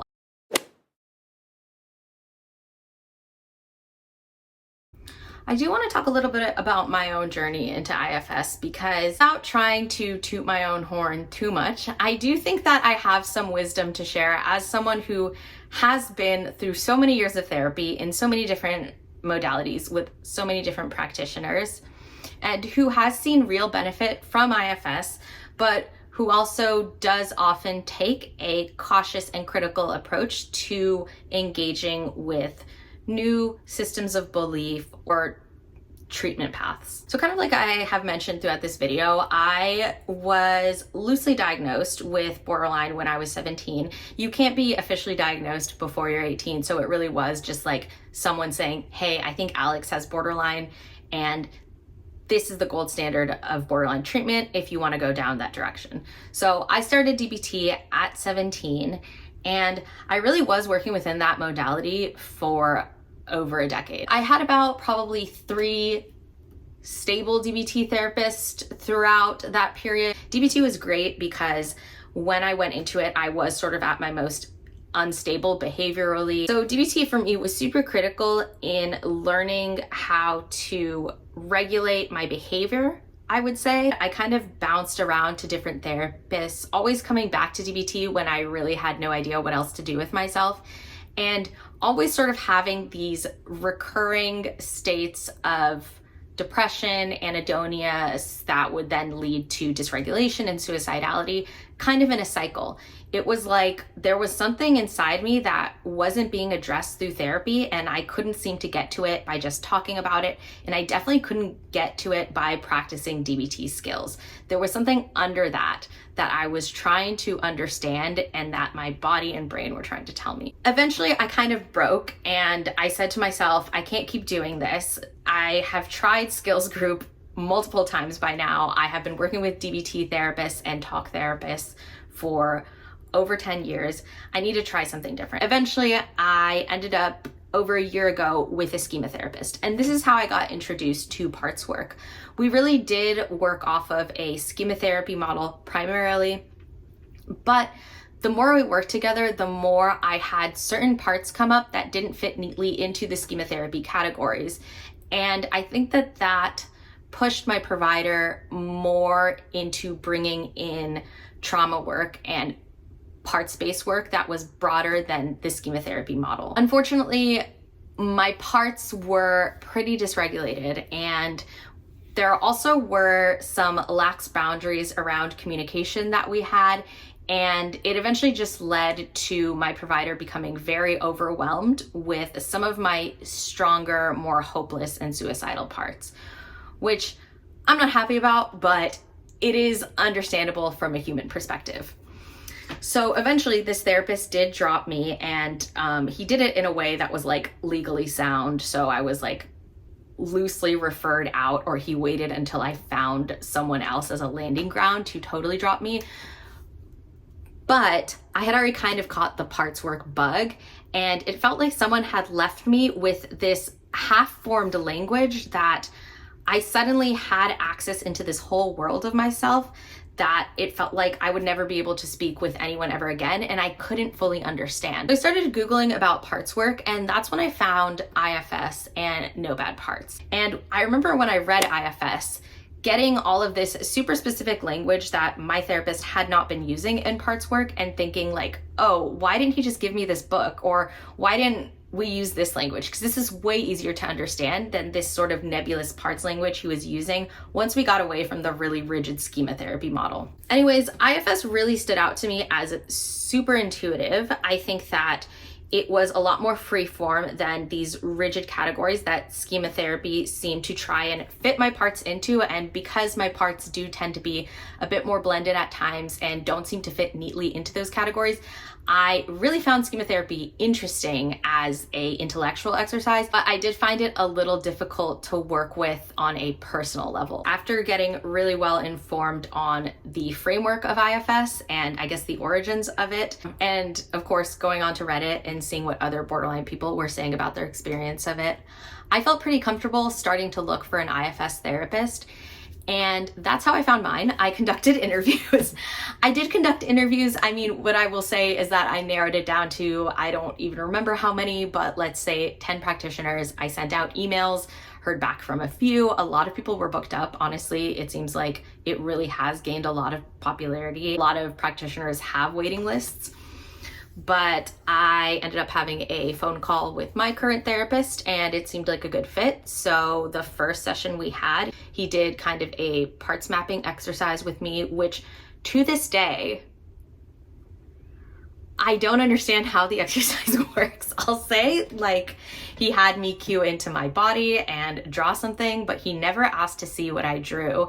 And he kind of just went with what parts came up and what they had to say. And afterwards he said, okay, I think I have a pretty good idea of, I don't remember exactly how he put it, but of like what your system looks like or what I'm working with. And I think that has kind of rang true. I think that the longer he's known me, which we've been working together for over a year, probably his understanding of the nuances of my system has expanded. But I will say that as someone who likes to read into psychotherapeutic literature, it does seem to me that he has a pretty good working understanding of what my issues are and where we need to go with them. I think that there are parts of me that are still not super sold on the modality and who sometimes are not sure that my therapist can help me. But those are parts that have been with me for a long time, that have tried to protect me for a long time, and who haven't been treated the best by therapists in therapy. I think that there's a lot that we're up against that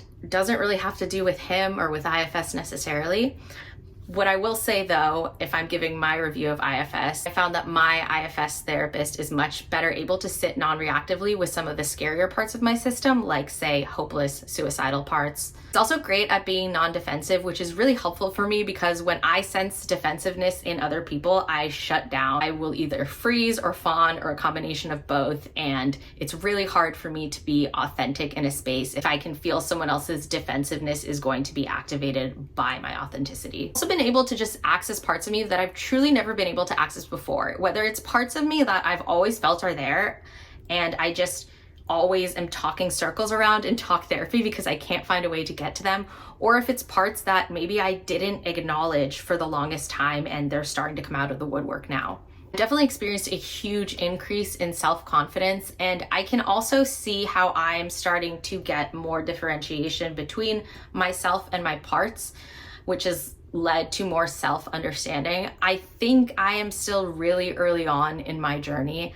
I'm going to be honest and say I don't know how all of this is going to pan out once again, because I have so many parts that just feel like I'm a person whose psychology does not fit for the world, and I don't know if I was built to survive. But I do feel like at my best with the work we're doing, I can feel like it's really promising. And if nothing else, it is really interesting. And part of that is that I am choosing to reveal so much more of myself, whereas before I might not have brought that to a therapist at all. And also that it is being welcomed into the space and allowed to exist. I will say that all of these qualities that I appreciate in my therapist, I don't know if they have to do with him as a specific person or with him being an IFS therapist. It could be that I could find that kind of therapist in a lot of different modalities, and I'm actually sure that that's the case. I don't think that if you are a person who is super judgmental and who takes a more prescriptive approach to your psychotherapeutic practice, that IFS will necessarily change that about you. But I do think that if you are a person who wants to promote a space that is very non-judgmental, that is doing deeper work, that is trying to really dialogue with those inner parts of a client, that IFS would be a good fit for you as a practitioner and could help support you in building those skills for like non-judgmental, non-reactive interactions with your client. Something that is really important, at least to me, to point out though, is that it should be considered. My therapist is trained, I believe, in psychodynamics and object relations, which I didn't actually know when we started together, but that is like one of the best traditional modalities for deeper attachment work, especially with BPD patients. So I cannot truly say if IFS is what's helping me, or if it's that I found a therapist whose like base training is in one of the most helpful approaches to attachment trauma. But what I will say is that the language of IFS and then the tool of EMDR, which he also uses, are like really helpful for giving us a shared language to work off of, and also for helping me describe and target parts of my inner psychology that were really hard to address in modalities like DBT. Once again, I don't know if this comes down to the specific practitioner, but I did work with a therapist who was like classically trained in psychodynamics. And I remember it just felt like I was sitting there and I was talking and he was staring at me. I feel like my therapist is much more active. When we're using the IFS model, it does feel like there's like an energetic exchange and he's giving feedback, helping guide me without forcing me to go anywhere. And then when we do EMDR, that is also a very like structured tool that we can use. So I don't feel like I'm just talking into the void. So what I would ultimately say is that I really benefit from having a therapist who has so many tools under his belt and also who can be flexible in his approach to myself and my system. And getting to know my parts has been indispensable in promoting like a greater stabilization throughout my system, and like an actual one, not one where I'm just trying to keep everything under wraps until it all explodes when nobody's around. It doesn't mean that I don't still explode when nobody's around, but it feels like when it happens now, I can have a better idea of why, and I can have a conversation with the parts that exploded. And a big thing I like about working with my current therapist is that he doesn't seem scared of me. He doesn't seem scared of my parts, or even the ones that I'm afraid of. And I think that does have to do with the fact that IFS therapists are sort of trained to be very aware of their parts and understand when they're coming up and be able to ask them to give them space so that they can better connect with their client. I often wonder about my last therapist and that last session when he dropped me. I think that it's possible that my particularly hopeless and suicidal parts really triggered a part that was extremely anxious and scared. And I wish that we could have had a conversation about those parts. I wish he could have said to me, I have a part right now that feels like if I continue with you, something really bad is going to happen. And that part needs reassurance that you're not going to do this or that, or else I don't know if I can continue working with you. And then I could have said, actually, it's just a part of me that's talking right now. That part doesn't control me, but it does really need to be heard.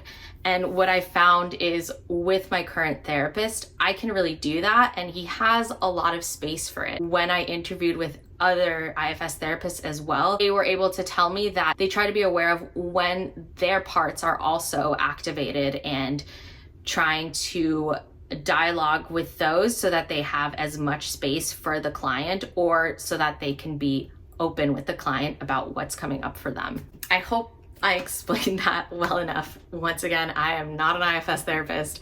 I am not a therapist at all. And I don't remember if I read this before I started working with my current therapist, but this did lead me to read one of the most eye-opening and pivotal pieces of writing of my life. Like, I am not trying to be dramatic, but this really is the most beautiful essay on working with borderline patients that I've ever encountered. So Dick Schwartz wrote at some point an article or essay, which I will link below, that talks about how to interact with borderline through an IFS lens, and his journey with that as he sort of began working with and building the IFS model. I think that if this piece of writing could be given to therapists early on in their training, even if it makes a therapist go, whoa, there's no way I can work with that, I think it would be really helpful, because I think it so describes the roller coaster and the reward of working with borderline patients.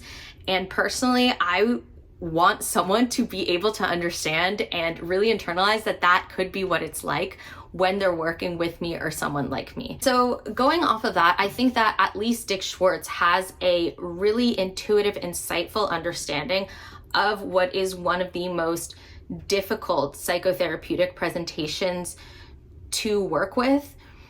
And you can really see how that generalizes to the modality as a whole. IFS practitioners are meant to approach patients and their parts in a non-judgmental and welcoming way. There's the saying that there's no bad parts, like the book says, and that even the parts of us that seem to be the most critical or angry or explosive or judgmental or maybe even harmful, they are all serving a purpose, and that we need to welcome them to the table and have an open dialogue with them in order to be able to promote healing, which can then translate to hopefully healing interpersonally and be a net positive for not only individuals but for communities as well. I do know that this attitude Dick Schwartz seems to espouse towards working with borderline clients in that piece of writing that he wrote is one that seems to say you can move bravely into work with these patients. You don't need to be afraid of them. You just need to understand where their parts are coming from, what's going on in the room, and that will allow you to feel a greater sense of safety within yourself that you can then help foster for the client. I definitely feel like that is critical for me to have with a therapist, and it seems to me, at least with my IFS therapist, that they are able to have that space for me, which I'm super grateful for. I know I am a little sick right now, so if my voice goes like in and out and weird during this part of the video, I really do apologize.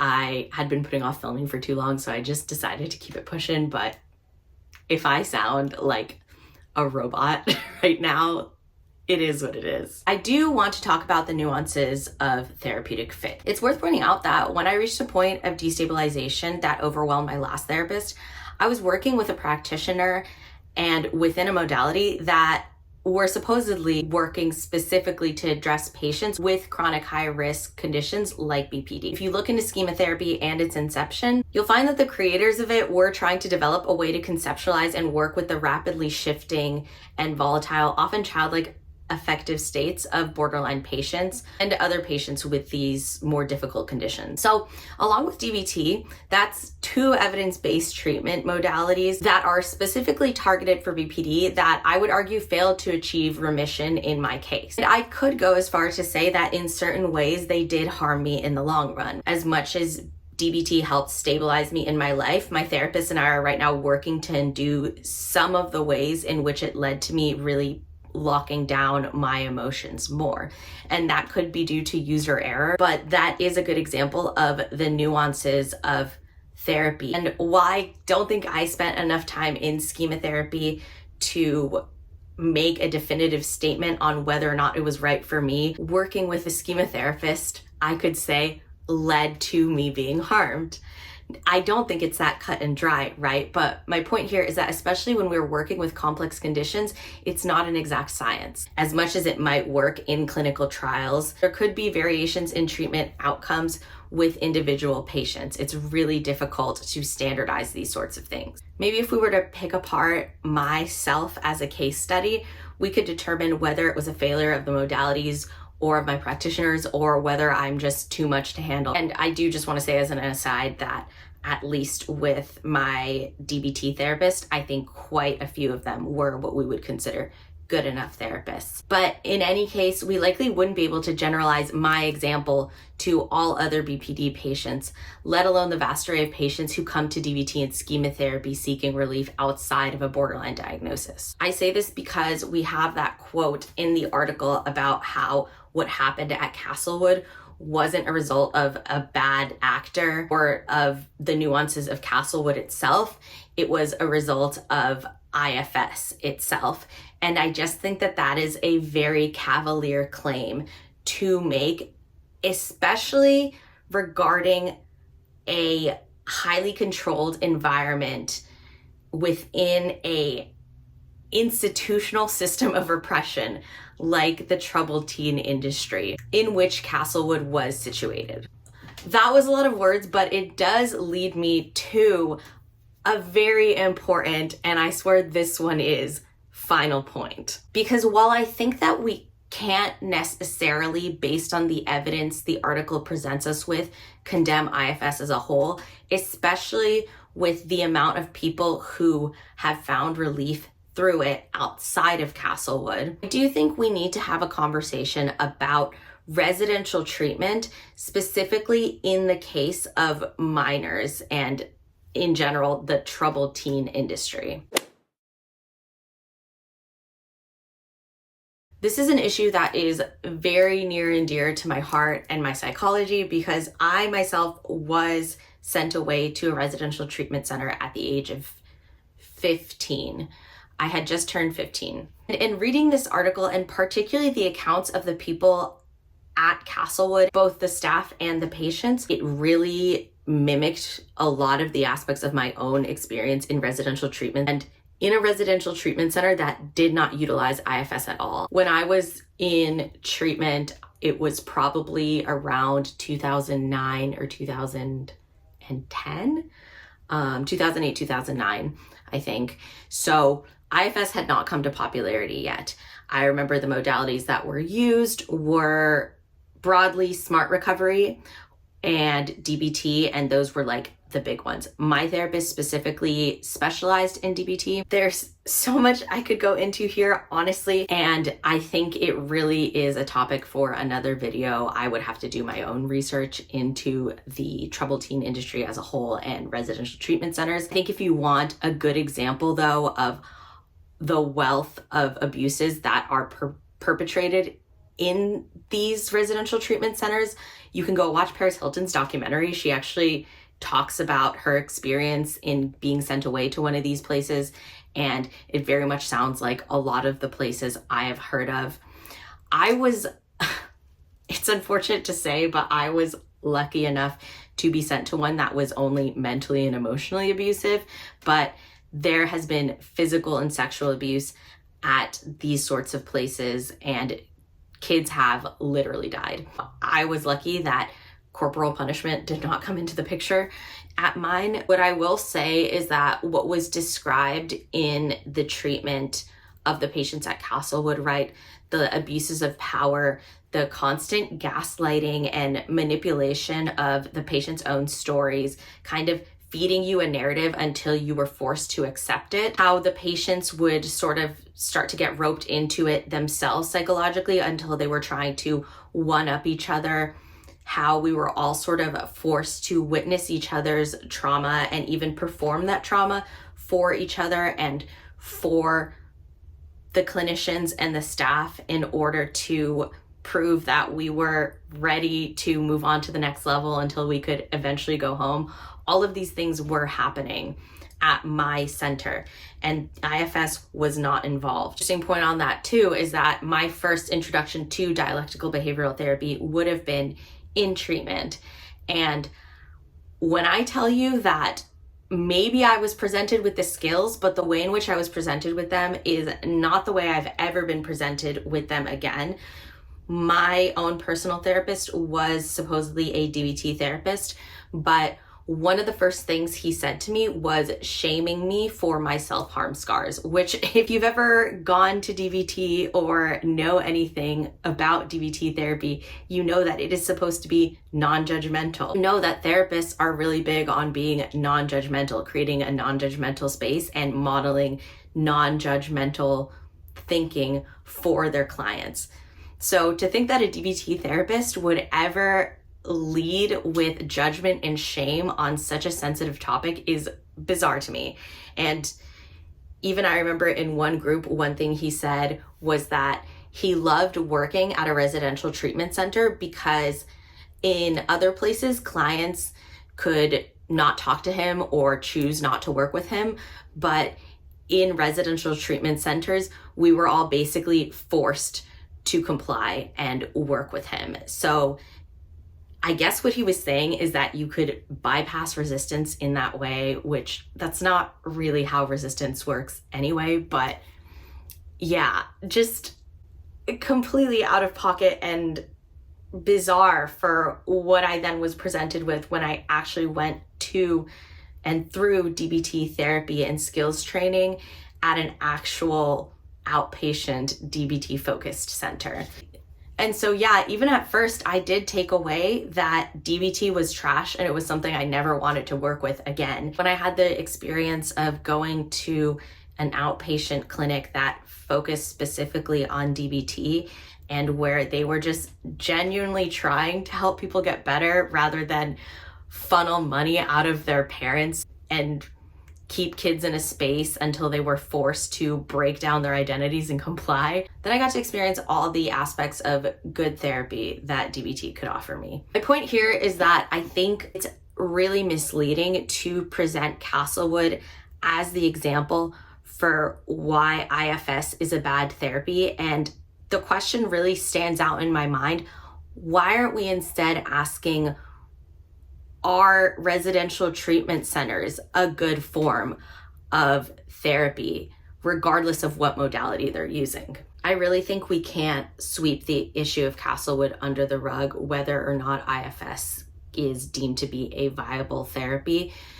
At the end of the day, the patients at Castlewood were exposed to egregious malpractice and harm from their clinician who was supposed to be taking care of them. And so yeah, I don't want to downplay that. At the end of the day, if the Castlewood patients feel harmed by IFS primarily, that's super fair because they were harmed with practitioners who are using IFS as a tool. If they want to divest entirely from IFS and denounce the modality and its creator and the person that trained their abusive clinician, I'm not surprised and I can't fault them for that. I think all of the IFS supporters in the world could not erase what the patients at Castlewood went through under the guise of IFS therapy, and that really has to be acknowledged. But I do think that my final critique of this article is that all of the painstaking research that went into supposedly exposing Dick Schwartz and IFS could have been redirected or at least extended into investigating the troubled teen industry, the wealth of money that moves through it, and how at many of these centers there is not enough oversight and young patients who are in very vulnerable states are being exploited and harmed. Even though I wasn't implanted with false memories, even though I wasn't physically abused or sexually abused, there was a lot of learning to comply and internally stripping myself of my own identity and letting other people walk all over my boundaries until I was just an image of what the treatment center wanted me to be rather than my own person, that really led to untold harm in my adult life. I haven't even really fully delved into how that shaped my identity or lack thereof, but I do think that there are so many ways in which that experience shows up in my day-to-day life, or the amount of years in which I sort of spent drifting around, not feeling like I really had anything to hang on to when it came to knowing my direction or passions. These sorts of things could have been a product of my childhood or my just internal individual constitution, but I do think that spending one of my most formative years for almost a year in a institution systematically broke down my identity, made me divest myself from anything that felt like it was mine if they deemed it to be incorrect, and then build myself back up with what they deemed to be correct for me. I do think that that had a huge impact on my adult life that I now have to work through in therapy to overcome. It's mentioned that once Castlewood was sold, its sister clinics continued to have allegations. And that to me is not strange, because it's my experience that within these confined residential programs, they do become these little mini Stanford prison experiments where there are abuses of power, there is exploitation of the people who are now trapped there, especially when it comes to minors who can't leave of their own volition. It seems to me that the article chose to focus on a sensational story rather than a larger story that would have been, I imagine, quite a bit more labor intensive to research and write, and quite a bit more labor intensive to read, but that would have been more thorough and honest to where the problems lie. So yeah, that's the video, y'all. I guess the final takeaway is that while this article brought up a lot of great points for consideration within the therapeutic community, I do feel that the author could have better used their resources to do more than just zero in on IFS and Dick Schwartz, and to actually take aim at an industry that does have many bad actors within it. But, you know, I don't think we can throw the whole thing away. Like I said, I think it brought up a lot of really valid concerns that might be important to bring into our discussions in the IFS community. I'm sure that this will be an ongoing conversation within the therapeutic community and within the IFS community. So I don't think my opinion will be final, and I am open to being proven wrong one day. At this point, the conversation has been opened, and it's important to listen to all the voices that come out to either support or denounce IFS. And most important is that if you are a clinician or a patient who is going into working with IFS therapy, you consider all of these voices in determining whether this is a correct modality for you personally to be working with. My big takeaway these days from everything, not just this article, is that we all need to be employing our own critical thought when it comes to how we navigate the world. Okay, that's it. I hope y'all enjoyed this video. If you have any comments about IFS, DBT, any of the therapeutic modalities I listed, if you have any comments about your own experience in residential treatment, I would love to hear them. So please leave them down below. Please let me know if you would like to hear more about my own experience with any of these therapeutic topics. I probably said this before, but I will be linking the Survivors of Alsana website below. I do think it's important that if you're interested, you go check out their stories and honor those, because they do matter. I also recommend going on Reddit, honestly, and reading through what patients themselves have to say about their experience with IFS. It was even interesting seeing people's experiences with the offshoots from IFS, like Janina Fisher's parts work. All of this is really valuable to have in the conversation. Yeah, that's it for me.